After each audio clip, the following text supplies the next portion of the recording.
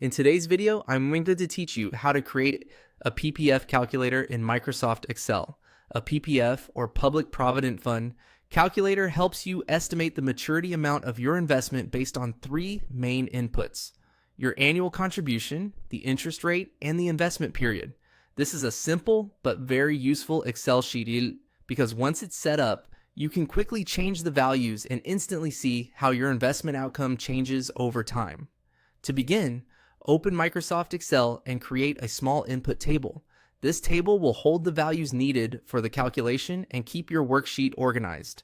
Set up labels for your annual contribution, interest rate, and investment period, then leave space for the final maturity amount.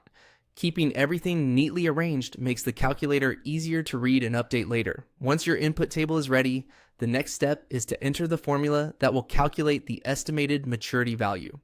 This is the core of the calculator because it uses the values from your table to project the future amount of your investment. Make sure your annual contribution, interest rate, and investment period are entered in the correct cells before adding the formula so Excel can calculate accurately. Now click on cell B6 and enter this formula exactly as shown, equals B2 multiplied by open bracket, 1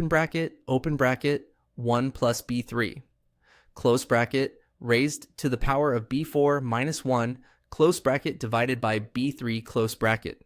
In standard Excel format, that is equals B2 asterisk triple opening bracket 1 plus B3, closing bracket, carry T B4 minus 1 closing bracket slash B3, and the final closing bracket.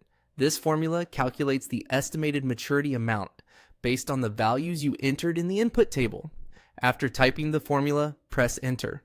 Excel will immediately calculate the estimated maturity amount and display the result in cell B6.